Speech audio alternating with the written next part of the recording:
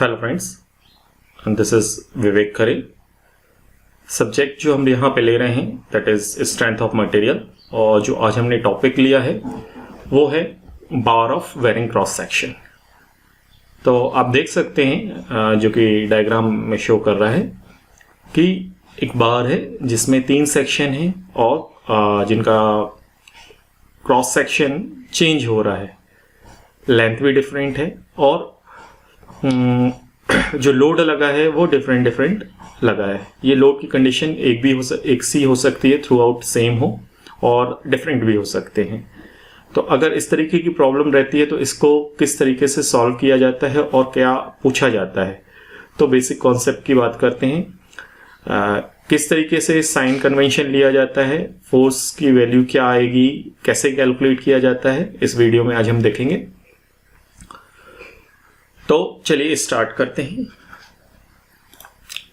Consider a bar of varying circular cross section as shown in figure and subjected to axial load P through out.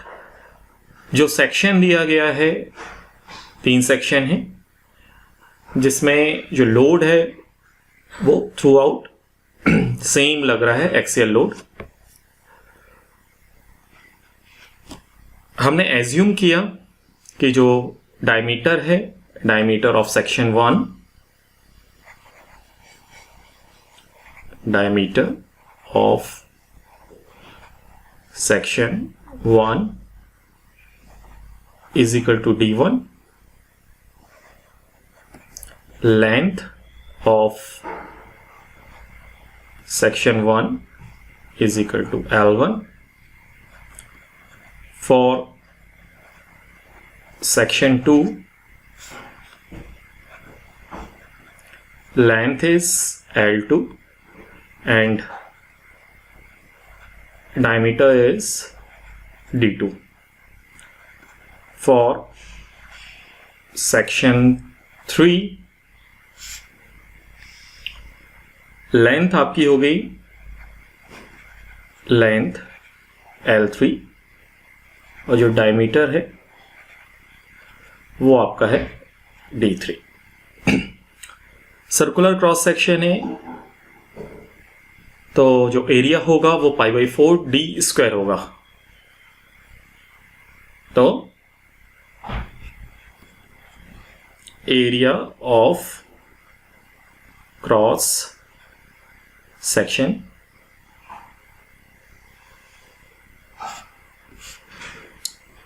For section 1 A1 is equal to π/4 d1²। d1 diameter है। For section 2 A2 is equal to π/4 d2²। For section 3 A3 is equal to π/4 d3²। अब देखिए ये area आपका आ चुका है। Now corresponding stresses.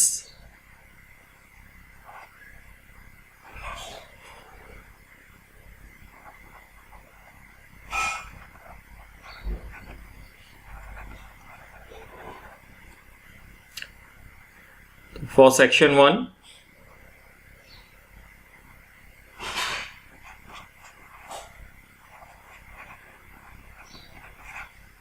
we know that stress is equal to load per unit area।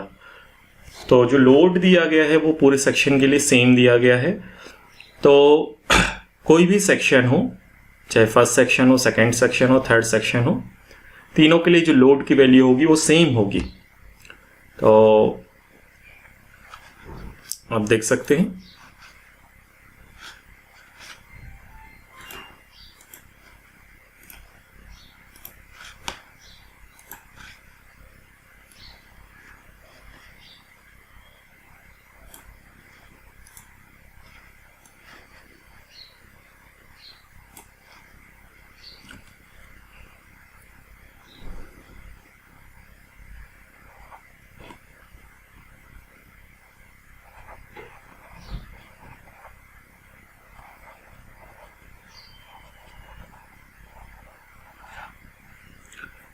Stress को sigma से denote करते हैं, तो sigma 1 is equal to P upon A1. For section 2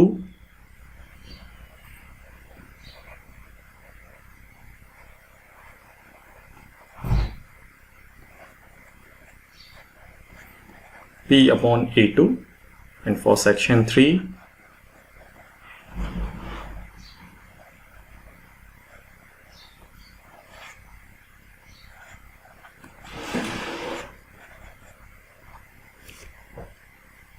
now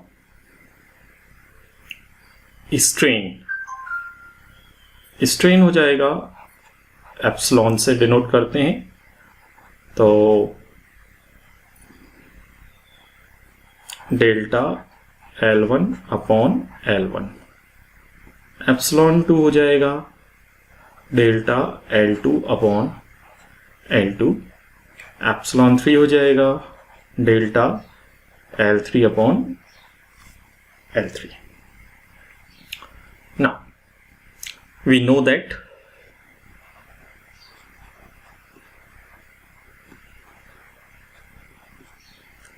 stress is directly proportional to strain, and proportionality constant is called Young's modulus. P upon A is equal to E upon epsilon, और epsilon की जगह हम लिख सकते हैं delta L upon L. तो ये जो डेल्टा L है वो थ्रू आउट द सेक्शन है. तो अगर आपको निकालना है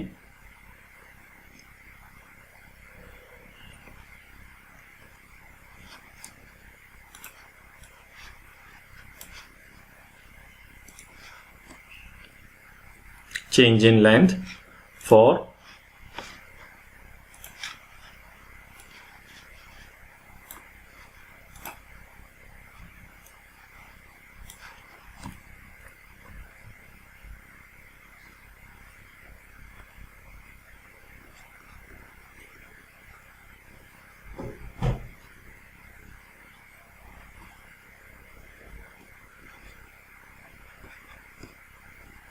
is equal to change in length for section 1 plus change in length for section 2 plus change in length for section 3. We can write delta L is equal to delta L1 plus delta L2 plus delta L3.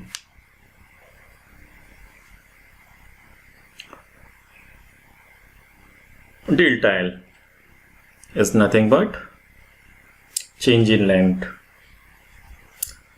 delta L1 को लिख सकते हैं P L1 upon A1 E1 plus P L2 A2 E2 plus P L3 A3 E3. तो total change in length आपका हो जाएगा इस तरीके से.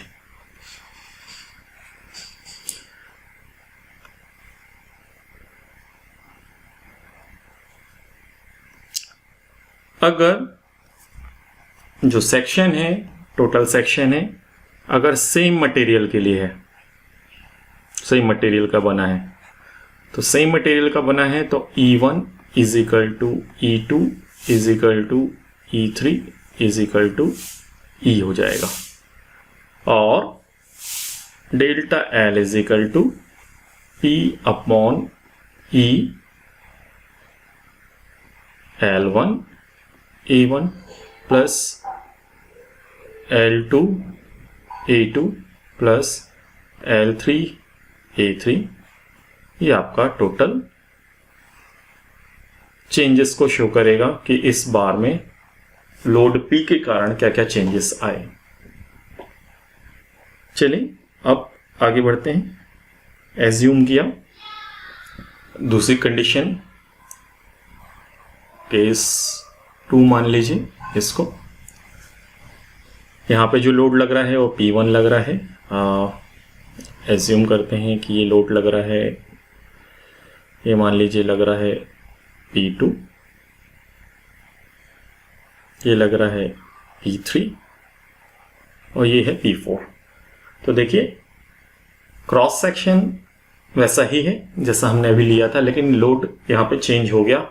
अगर ये पॉइंट A है, ये पॉइंट B है, ये पॉइंट C है, ये पॉइंट D है, तो A पे लोड P1 है, B पे लोड P2 है, C पे लोड P3 है, D पे लोड P4 है। लेकिन एक सेक्शन की बात करें तो यहाँ पे 3 सेक्शन है, आपका AB, BC एंड CD। तो 3 सेक्शन,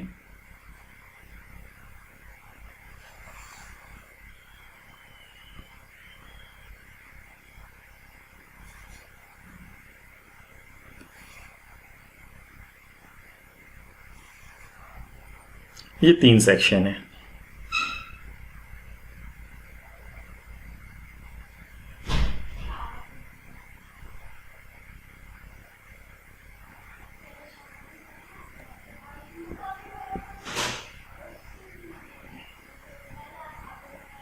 ये आपके 3 सेक्शन है। ये हो गया आपका पोर्शन AB, ये BC और ये CD। तो अगर स्टार्ट करते हैं फर्स्ट पोर्शन से, तो फर्स्ट पोर्शन है आपका AB।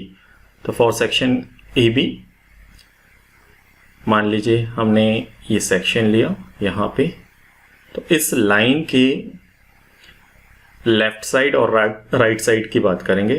तो लेफ्ट साइड में जो लोड है वो क्या होगा, तो देखिए उसको किस तरीके से करना है। जो एंड वाले हैं आप इजीली देख सकते हैं, एंड में जो भी लोड लगेगा वो दिख रहा है।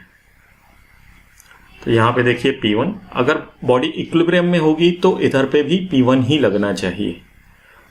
ठीक, तो आपका जो फर्स्ट पोर्शन है और लास्ट पोर्शन है वहां पे तो हम इजीली बता सकते हैं कि कितना लोड आ रहा है। This is portion P4, load P4। Main जो प्रॉब्लम आएगी वो आपके BC में आएगी। तो क्या साइन कन्वेंशन लेना है आप देखते हैं। तो देखिए ये आपका सेक्शन है,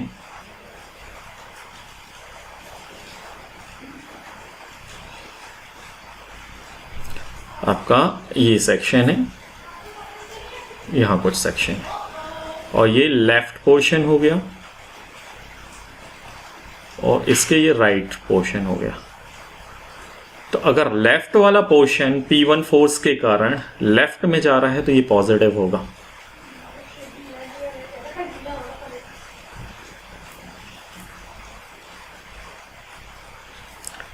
लेफ्ट पोर्शन P1 के कारण लेफ्ट में जा रहा है तो ये पॉजिटिव होगा। लेफ्ट पोर्शन P2 के कारण लेफ्ट में जा रहा है तो ये भी पॉजिटिव होगा। सेम राइट पोर्शन की बात करें, लेफ्ट पोर्शन में सिर्फ 2 ही फोर्स थे तो हमने दोनों को ले लिया, ये आ गया। और राइट वाले के कारण राइट पोर्शन P3 फोर्स के कारण लेफ्ट में जा रहा है तो ये नेगेटिव हो जाएगा आपका। राइट पोर्शन P4 के कारण राइट में जाएगा तो ये पॉजिटिव हो जाएगा। तो देख सकते हैं कि जो लोड है AB सेक्शन के लिए वो P1 है, लोड है वो BC के लिए वो हो जाएगा आपका या तो P1 प्लस P2 हो जाएगा या P4 माइनस P3 हो जाएगा। इनमें से कोई भी वैल्यू ले सकते हैं क्योंकि बॉडी इक्विलिब्रियम में है। Same P C D is equal to P4 हो जाएगा। तो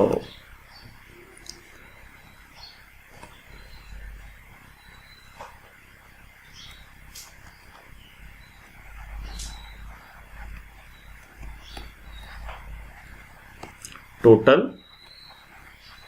change in length is equal to delta L1 first plus delta L2 plus delta L3, और ये क्या हो जाएगा, PAB लेंथ आपकी L1 है, A1 क्रॉस सेक्शन एरिया है, E1 यंग्स मॉडुलस की वैल्यू है, PBC into L2 upon A2 E2 plus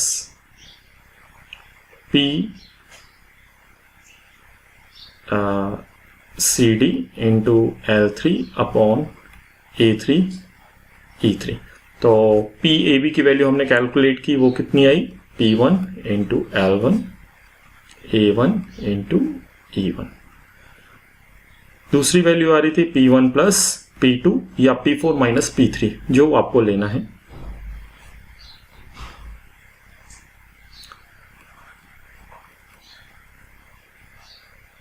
और ये वैल्यू आ रही थी P4। तो इस तरीके से हम लेंथ को, total change in length calculate कर सकते हैं। अगर डेल्टा L की वैल्यू नेगेटिव आ रही है तो डिक्रीज इन लेंथ, मतलब टोटल जो इफेक्ट होगा उस बार में वो उसकी लेंथ डिक्रीज हो जाएगी। अगर डेल L की वैल्यू पॉजिटिव आ रही है तो इंक्रीज इन लेंथ,